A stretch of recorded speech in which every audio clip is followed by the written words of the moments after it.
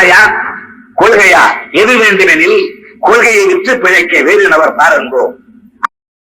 டிஸ்டாக் நேயர்கள் அனைவருக்கும் அன்பு வணக்கம். இன்று நம்மோடு பேசுவதற்காக சமூக செயற்பாட்டாளர் தோழர் மத்தூர் சத்யா அவர்கள் நம்மோடு இணைந்திருக்கிறார். தோழர் வணக்கம். வணக்கம். பீகார்ல ஸ்பெஷல் இன்டென்சிவ் ரிவிஷன் அப்படிங்கிற ஒண்ணை கொண்டு வந்து கிட்டத்தட்ட 65 லட்சம் வாக்காளர்களை வாக்காளர் பட்டியலில் இருந்து நீக்கி இருக்கிறது எலெக்ஷன் கமிஷன். இது ஒரு மிகப்பெரிய ஒரு பாதகமான ஒரு செயலாக பார்க்கப்படுகிறது. கேஸும் சுப்ரீம் கோர்ட்ல போயிட்டு இருக்கு.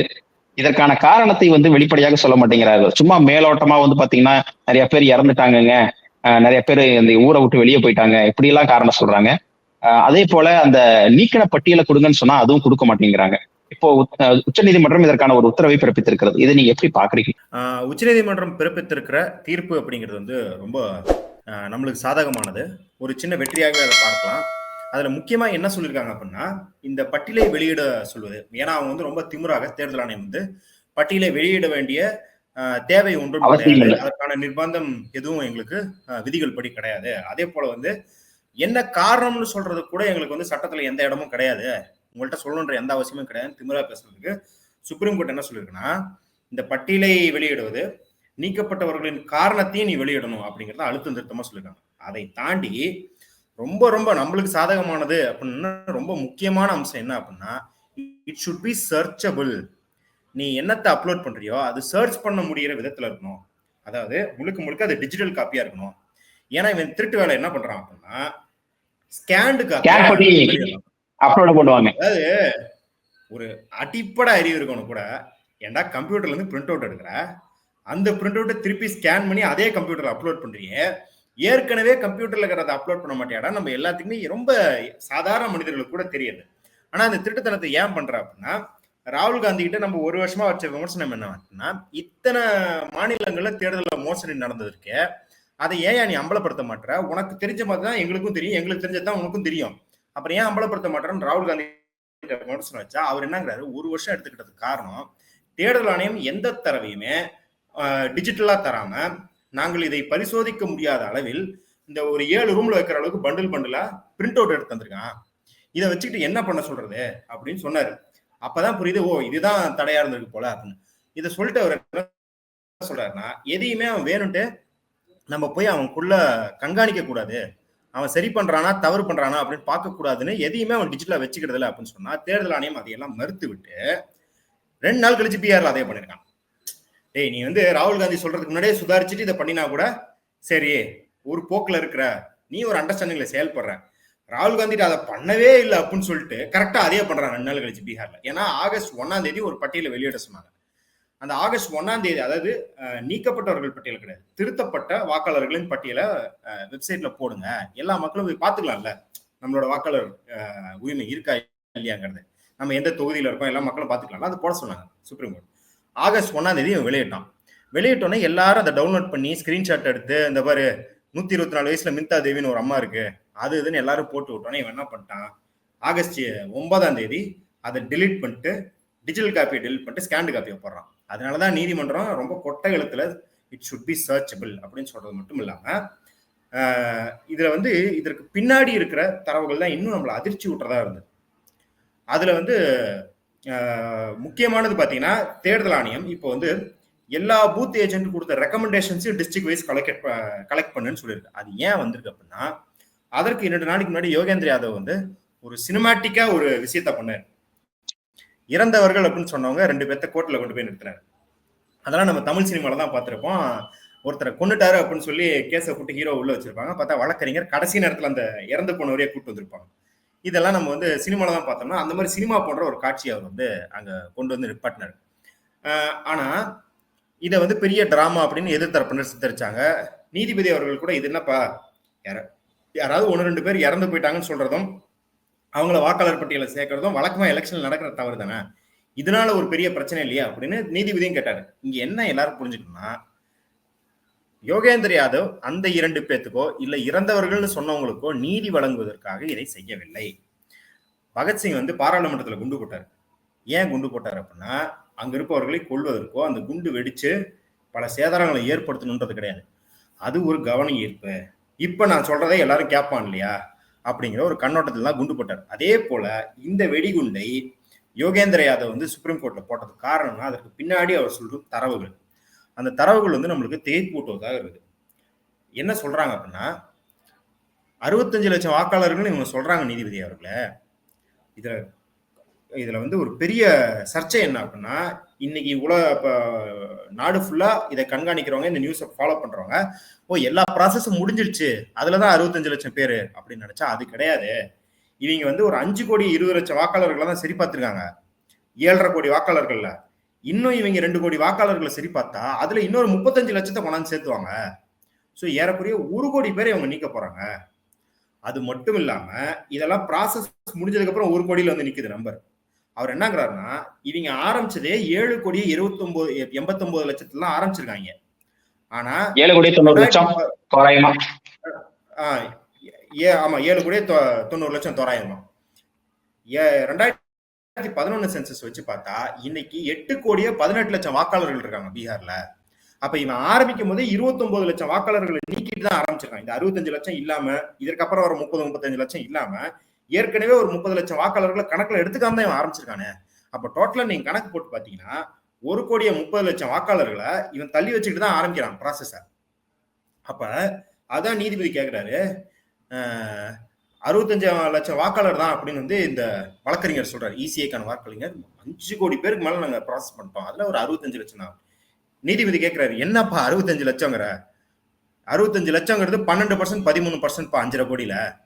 அதை வந்து சும்மா சாதாரணமா வந்து 13% வந்து 13% தாங்கிற. ஒரு தேர்தலில் வெற்றி தோல்வி அப்படிங்கிறது வந்து 3% 4% மேக்சிமம். பெரும்பாலும் பாஜக பயங்கர டைட்ல ஜெயிக்கிற தொகுதியெல்லாம் பாத்தீங்கன்னா 100 ஓட்டுல இருந்து 2000 3000 ஓட்டுலாம் ஜெயிக்கிறாங்க. அப்ப அப்படி இருக்கும்போது 12-13% பெரிய டிஃபரன்ஸ். அதாவது ரெக்கார்டு லெவல்ல ஜெயிக்கிறவங்கள பாத்தீங்கன்னா 12-13% வாக்கு வித்தியாசம்லாம் ஜெயிக்கிறது ரொம்ப கஷ்டம். அப்படி இருக்கும்போது நீ ஒரு மாநிலத்துக்கே 13% வாக்க தூக்குற அப்படின்றது எவ்வளவு பெரிய திருட்டு வேலையை நீ பாக்குற. அதுல யோகேந்திர யாதவ் இன்னொரு தடவை என்ன சொல்றாரு அப்படின்னா, நம்ம முதல்ல ஆரம்பம் போதே சொன்னோம், இந்த எஸ்ஐஆர் நடவடிக்கை அப்படின்றது தலித் மக்களுக்கு, இஸ்லாமியர்களுக்கு, பெண்களுக்கு, புலம்பெயர் தொழிலாளர்களுக்கு எதிராக இருக்கும்னு சொன்னோம். அவர் தரவின் அடிப்படையில் சொல்றது, இந்த 65 லட்சம் வாக்காளர்கள்ல 35 லட்சத்துக்கும் மேற்பட்ட ஒரு 40 லட்சம் வாக்காளர்கள் வந்து பெண்கள், ஒரு 25 லட்சமோ அதுல இருந்து ஒரு 28 லட்சமோ தான் வந்து ஆண்கள் இருக்காங்க. அப்படின்னும் போது இது அடிப்படையிலேயே இந்த ப்ராசஸே பெண்களுக்கு எதிரான ப்ராசஸ். அப்புறம் இன்னொரு கேள்வி என்ன வைக்கப்படுது அப்படின்னா, இந்த 65 லட்சம் பேரும் வந்து தேடி தேடி வந்து காங்கிரஸுக்கு வாக்களிக்கக்கூடியவர்கள் இல்ல எதிர்கட்சிக்கு வாக்களிக்கக்கூடியவர்களாக இருக்கிறார்கள். அதிகமான பர்சன்டேஜ் அதுவாகத்தான் இருக்கு. அப்படி இவங்க தேடி தேடி வந்து நீக்கம் பண்ணியிருக்காங்க அப்படின்னு சொல்லி ஒரு குற்றச்சாட்டு வைக்கப்படுகிறது. இதை நீங்க எப்படி பாக்குறீங்க?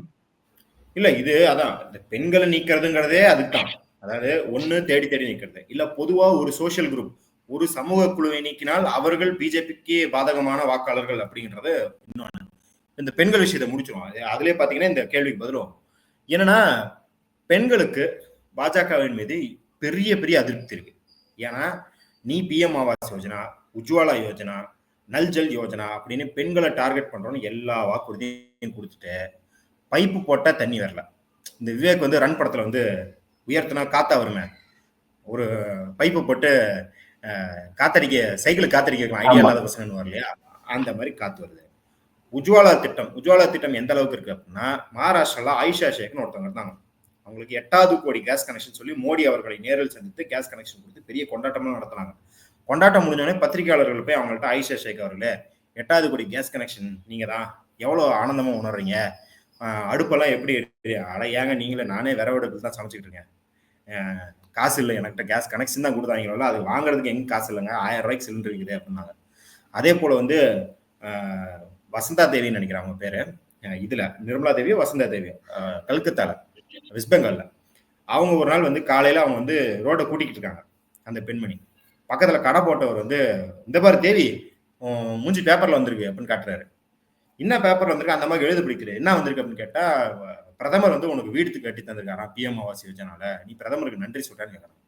அவங்க சமகடுப்பாயிட்டாங்க, நானே தகர டப்பால வாழ்ந்துன்னு இருக்கேன், எனக்கு எங்க வீடு தந்தாங்க அப்படின்னா, அப்புறம் எப்படி உன் போட்டோ இங்க வந்துச்சு அப்படின்னு கேட்டதுக்கு, 3 நாளைக்கு முன்னாடி ஒரு தம்பி நான் ரோட்டோரமா கூட்டிட்டு இருந்தபோது, அக்கா பாக்குறதுக்கு நல்லா இருக்கீங்க ஒரு போஸ்ட் கொடுங்கன்னு கேட்டாரு.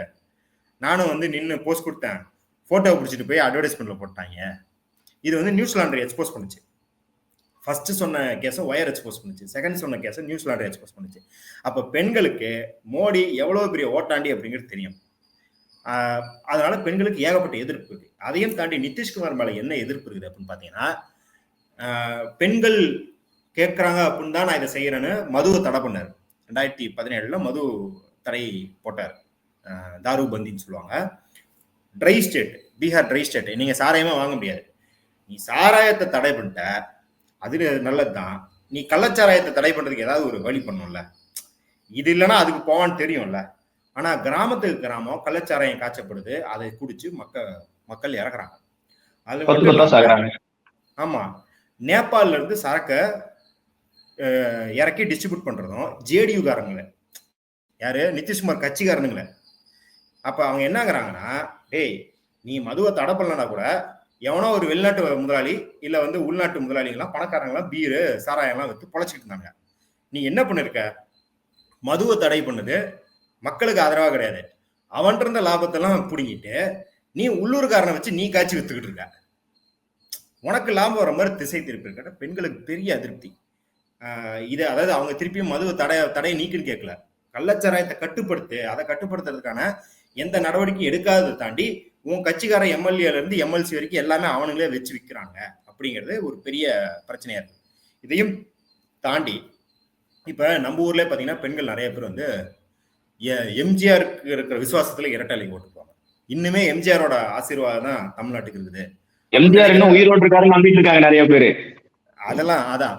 அப்ப வயது முதிர்ந்த பெண்களுக்கு நான் அப்படி வந்து ஒரு பிம்பம் இருக்கும், ஒரு தலைவர் மீது ஒரு மதிப்பு, அவங்க வந்து இந்த விசுவாசம் அப்படிங்கறதெல்லாம் இயங்குவாங்கல்ல. அப்படி ஒரு இயங்குற ஆட்கள் கூட நிதிஷ்குமார் மேல சில விசுவாசங்கள் இருந்திருக்கு பீகார் மாநிலத்து பெண்களுக்கு. முக்கியமா ஏன் அப்படின்னா, அது வந்து எப்படி இங்க வந்து கலைஞர் ஜெயலலிதா இருந்துச்சோ அங்க அதே மாதிரி நிதிஷ்குமார், லல்லு பிரசாத் யாதவ். லல்லு பிரசாத் யாதவ் ஓபிசி ரிசர்வேஷன்ஸ்க்காகவும் அங்க பல உரிமைக்காக போராடி இருக்காரு அப்படின்னும் போது நிதிஷ்குமாரை எதுக்கு காம்ப்ளிமெண்ட் பண்ணுவாங்கன்னா, இப்ப எப்படி லேப்டாப் கொடுத்தது, இப்ப டிவி கொடுத்தது கலைஞர் அப்படின்னா சைக்கிள் கொடுத்தது அம்மா அப்படின்ற மாதிரி ஒரு காம்பினேஷன் வரும் இல்லையா. அந்த மாதிரி மின்சாரத்தை பரவலாக்கியதும் பெண் கல்விக்கு உதவியதும் நிதிஷ்குமார்ன்ற ஒரு பேர் இருக்கு. அதனாலே பல முதிர்ந்த பெண்கள்லாம் அவருக்கு மேல ஒரு பெரிய மரியாதை வச்சிருந்தது உண்டு. ஆனா இன்னைக்கு மோடியின் காலில் அவர் எடப்பாடி பழனிசாமிக்கு டஃப் கொடுத்துக்கிட்டு இருக்காரு, மோடி காலை பிடிப்பதில். அவரு தொகுதியில, யார், நிதிஷ்குமாரோட சொந்த தொகுதியில மின்சாரத்துக்கான மானியத்தை அறிவிக்கும் போது மோடியின் ஆட்சியில் நடைபெறுகிறதுன்னு பேசுறாரு. பஹல்காம் தாக்குதல் முடிஞ்சோடனே மோடி அவர்கள் வந்து எங்க சவுதியில ஒரு நாள் லீவை போட்டு நேரா இந்தியா வர்றோடனே நேரா அவர் காஷ்மீருக்கு போவாரு, அவரே போய் தீவிரவாதிகளை கையும் களமா பிடிச்சி வந்துருவான்னு பார்த்தா நேரா பிஆர் எலெக்ஷனுக்கு போனார் கேம்பெயின் பண்றது. அங்க தேசிய கீதம் பாட்டுருக்கும் போது பாத்தீங்கன்னா நிதிஷ்குமார் வந்து தன் சுயநினைவை இழந்து புத்தி பேதளிச்ச மாதிரி பக்கத்துல மோடி அவர்களை கிள்ளி விளையாடிட்டு இருந்தார். நீங்க அந்த காட்சியெல்லாம் பார்த்திருப்பீங்க. தேசிய கீதம் பாடும்போது எல்லாருமே ரொம்ப ஷாக் ஆனாங்க. அப்ப அப்படி ஒரு தலைவர் சரிவதை பார்ப்பது அங்க இருக்கும் பெண்களுக்கு வந்து பெரிய அதிருப்தியாக இருக்குது. அப்ப இந்த ஃபேக்ட் எல்லாம் தாண்டி படித்த பெண்களுக்குமே பாஜக நிதிஷ்குமார் மேல ஒரு பெரிய வெறுப்பு என்னன்னா, நீங்க அங்க வந்து பீகார்ல வந்து ஆணாதிக்கன்றது ரொம்ப கொடூரமா இருக்குங்க. நான் வந்து அங்க போய் பார்த்திருக்கேன், அங்க ஆய்வு பண்ணிருக்கேன், மக்களோட பழகிருக்கேன். அங்க வந்து எப்படி தெரியும்னா, எல்லா இடத்துலயும் ஆணாதிக்கம் இருக்கு, நாடு முழுக்க ஆணாதிக்கம் இருக்கு, உலகம் முழுக்க ஆணாதிக்கம் இருக்கு. ஆனா இது வந்து ரொம்ப ரொம்ப பல ஜமீன்தார் காலத்து நிலப்பிரபுத்துவ காலத்து ஆணாதிக்கம்னா அப்படி ஒரு ஆணாதிக்கம் இருக்கும். அங்க எப்படின்னா, நீங்க வந்து ஒரு பைக்ல போறீங்க, நீங்க ஒரு 3வது மனுஷன் ஒரு வீட்டுக்கு போறீங்க அப்படின்னா, உங்க பைக் சத்தம் கேட்டா அங்க இருக்கிற பெண்கள் எல்லாரும், அது வந்து அது கிழவியா இருந்தாலும் சரி, வீட்டுல மனைவியா இருந்தாலும் சரி, குழந்தைகள் பெண்களா இருந்தாலும் சரி, எல்லா பெண்கள் மட்டும் என்ன பண்ணுவாங்கன்னா, பெண்கள் மட்டும் நேரம் ஓடி போய் கிச்சனுக்குள்ள உட்காந்துக்குவாங்க. அவங்க படத்துல வர்ற அந்த வில்லன்கள் மாதிரி. ஆமா, போய் உட்காந்துக்கணும். அவங்க முகத்தை நீங்க பார்க்க கூடாது. அதனால அவங்களுக்கு டீ கொடுக்கணுமோ இல்ல வந்து பிஸ்கட் கொடுக்கணுமோ எதா இருந்தாலும் அந்த குங்கட்டுன்னு சொல்லுவாங்க, முக்காடு இவ்வளவு தூரம் இருக்கும், அதுல வந்து உங்களுக்கு தெரியவே தெரியாது. அதோட தான் கொண்டாந்து வச்சுட்டு டக்குன்னு உள்ள போயிடுவாங்க. உங்கள்கிட்ட அவங்க பேசக்கூடாது. இப்படி நான் என்ன சொல்றதுன்னா, ரொம்ப பணக்கார வீட்டுல இப்படிதான் இருப்பாங்க கிராமங்கள்ல. அவங்க வந்து பஞ்சாயத்து பிரசிடண்டா அவங்க தான் இருப்பாங்க பேப்பர்ல, ஆனா இவர் தான் வந்து நடத்திட்டு இருப்பாரு. அது நம்ம ஊர்ல அப்படிதான் நடக்கும். அதுல வந்து பாதிக்கு பாதி இங்க பெண்களுக்கு கொடுக்குற இடத்த ஆண்கள் அப்படிதான் துஷ்பிரயோகம் பண்றாங்க. ஆனா ஒரு பேருக்காவது நீங்க போய் பேசலாம், அந்த பெண் வந்து உட்காந்து பேசுவாங்க, பின்னாடி இருந்து கணவர் சொல்லி தருவாரு, இவங்க பேசுவாங்க அப்படின்ற அளவுக்காவது நம்ம ஊர்ல இருக்கும். அந்த ஊர்ல அவங்கள பார்க்க கூட முடியாதுன்ற அளவு இருக்கும். அப்ப இப்படி ஒரு நிலைமை, படித்த பெண்கள் வெளியே போய் அவங்க சுதந்திரத்தை அனுபவிக்கிறாங்கல்ல. ஆனா இந்த நிதிஷ் பிஜேபி ஆட்சியில அதையே திருப்பி கொண்டு வரானுங்க, படித்த பெண்களுக்கும் கொண்டு வரானுங்க. இந்த நல்லா படிச்சுட்டு இருக்கிறான்னு சொல்ற ஏபிவிபி காரெல்லாம் காலேஜ்ல இதை பரப்புறான். பொண்ணுங்க வந்து குங்கட் பொண்ணு, நீங்க ரீல்ஸ் எல்லாம் பார்த்துருப்பீங்க. இந்த ரீல்ஸ்லாம் எது வட இந்தியா ரீல்ஸ், இந்த 4 பேர் அரைஞ்சிக்கோனுங்களே, அந்த மாதிரி கிறுக்கணுங்களாம் போற ரீல்ஸ் பாருங்க. ஒரு பொண்ணு வந்து வண்டியில போயிட்டு இருக்கோம், அவளை பிடிச்சி அரைவான். ஏன்னு கேட்டா ஷால் எடுத்து குங்கட் போட்டு மாட்டி விடுவோம். படிச்சவனுங்க நம்மளாவது துப்பட்டா போடுங்க தோழின்னு இது வரைக்கும் தான் போட சொல்லி டார்ச்சர் பண்றான். நம்ம ஊருக்கு இருக்கேன், அவனுக்கு ஊருக்கு இருக்க நீ குங்கட் போட்டுட்டு தான் போகணும், படித்த பெண்களுக்கும் டார்ச்சர் பண்றான்னு இந்த கலாச்சாரம் அவங்களுக்கு பிடிக்கல. அப்ப அப்படி இருக்கும்போது இந்த பெண்கள் வாக்காளர்களை நீக்குவது அப்படின்றது பாஜக சாதகம். ஏன் இன்னொரு விதத்துல சாதகம்னா, இவ்வளவு ஆணாதிக்கம் இருக்கும்போது நீங்க பெண்கள் வாக்குரிமையை நீக்குனீங்க அப்படின்னா அவர்கள் போய் கணவர்கிட்ட தான் கேட்கணும், என் வாக்கு உரிமை போயிடுச்சு, என்கிட்ட லிஸ்ட்ல பேர் இல்லை அப்படின்னா புருஷன் என்ன சொல்லுவான், நீ வாக்கு போட்டு என்ன பண்ண போற? பாதி வீட்டுல இப்படிதான் இருக்கும். அப்ப பாதி பேர் வந்து நீக்கிட்டீங்கன்னா திருப்பி போய் முறையிட கூட மாட்டாங்க அப்படிங்கிறது ரொம்ப லாபகரமா. இதற்கு பிறகு இந்த டார்கெட்னு சொல்றீங்க இல்லையா, அது வந்து ரொம்ப முக்கியமானது. ஏன் அப்படின்னா இந்த வழக்கை நடத்துபவர் மனோஜ் ஜாக், யாரு ஆர்ஜேடியோட வைஸ் பிரசிடென்ட் மனோஜ் சார்பாக வழக்கறிஞர் வந்து ஒரு தரவு என்ன சொல்றாருன்னா, ஒரே பூத்துல, ஒரு ஊர்ல கூட கிடையாது, ஒரு பூத்துல 231 பேர் நீக்கப்பட்டிருக்காங்க. அந்த பூத் வந்து பிரதானமாக ஆர்ஜேடிக்கு வாக்களிக்கும் தொகுதி.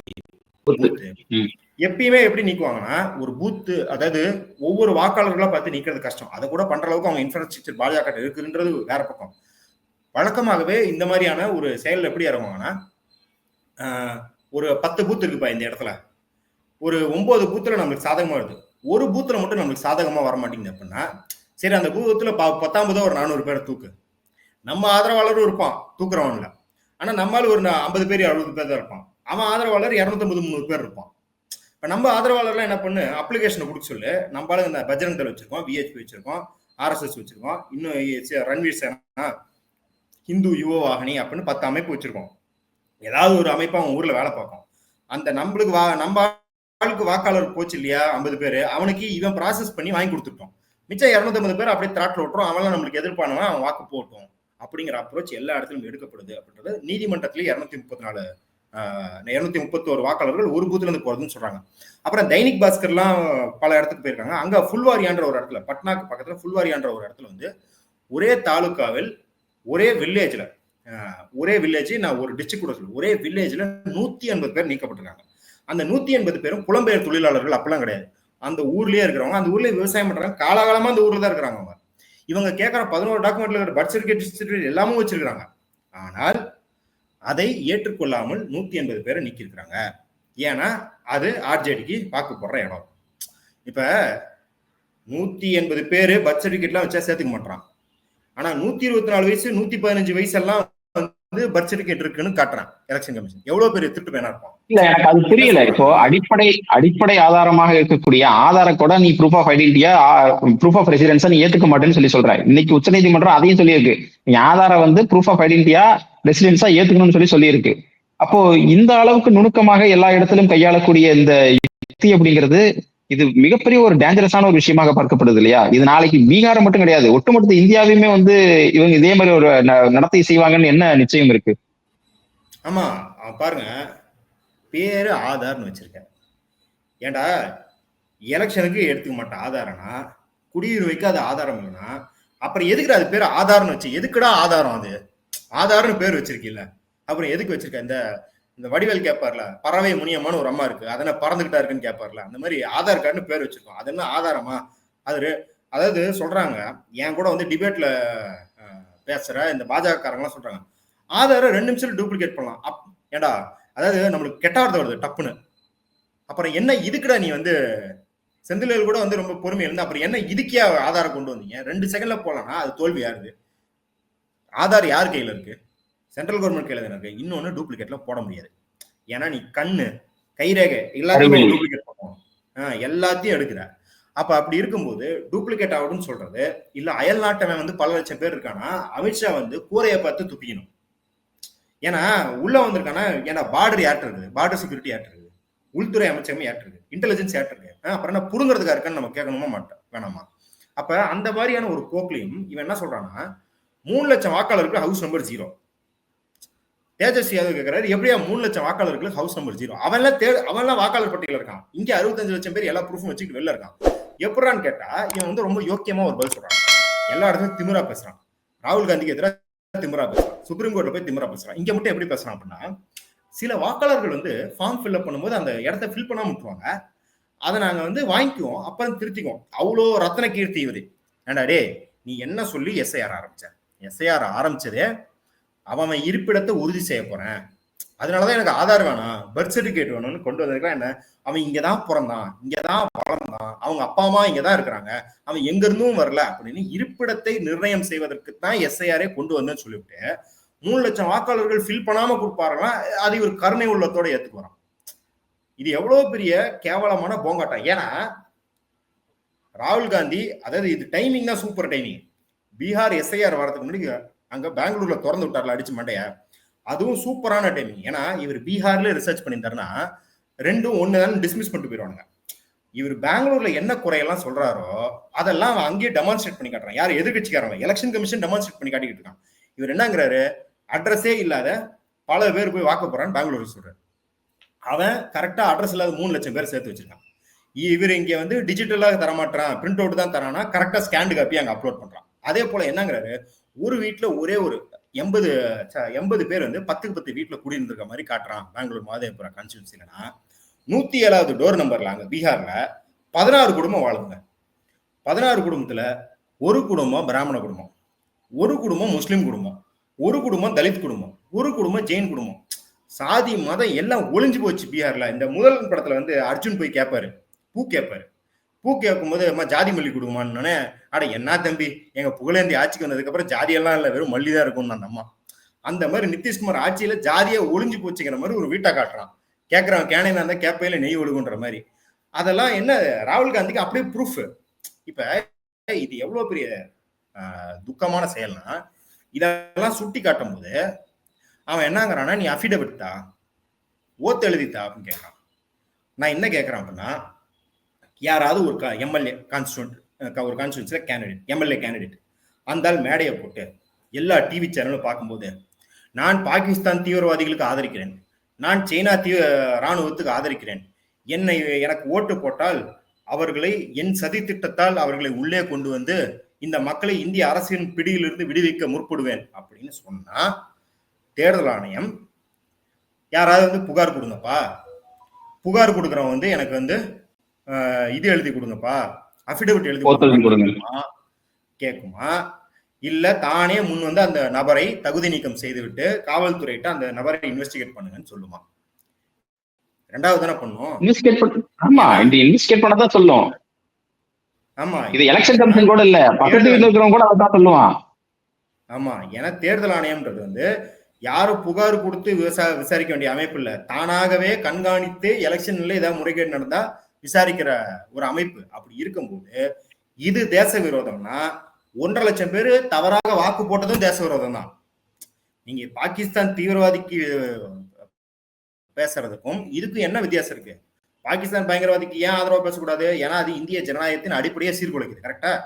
இதுவும் இந்திய ஜனநாயகத்தின் அடிப்படை என்ன? தேர்தல் ஜனநாயகம் தானே இந்திய ஜனநாயகம். 1947 அந்த அக்ரிமெண்ட் தானே அது விடுதலை அனுச்சு இந்தியா. 1951 முதல் தேர்தல் அதே அடிப்படையில நடந்தது. ஏன் தேர்தலுக்கு நடக்கிறதுக்கு முன்னாடி குடியரசுத் தலைவரை முதல் நியமித்தது யாரு? தேர்தல் ஆணையம். ஏன்னா தேர்தல் ஆணையங்கிறது ஒரு கான்ஸ்டிடியூஷனல் பாடி. அது எலெக்ஷன் நடக்குதோ நடக்கலையோ அதுக்கெல்லாம் முன்னாடியே வந்தது.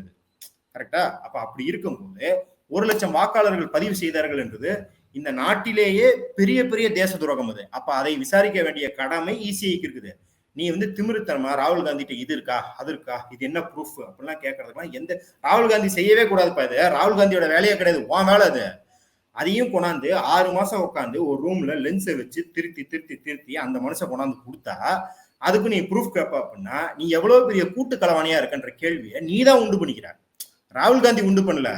ராகுல் காந்தி நீ ஒரு ரெஸ்பான்ஸ் கொடுத்தில, அதுலதான் என்ன தெரியுதுன்னா நீ இருக்கல ஊர்ல பெரிய திருட்டு பையன் நீ தான் அப்படின்றத நீ தான் ப்ரூவ் பண்ணிக்க, வாக்குமூலம் கொடுத்துருக்க அப்படின்னு பாக்குறோம். நன்றி தோழர், இவ்வளவு நேரம் உங்களுடைய இந்த பல்வேறு கருத்துக்களை கூறி நிறைய விஷயங்களை வந்து அம்பலமாக்கி இருக்கீங்க. ரொம்ப நன்றி.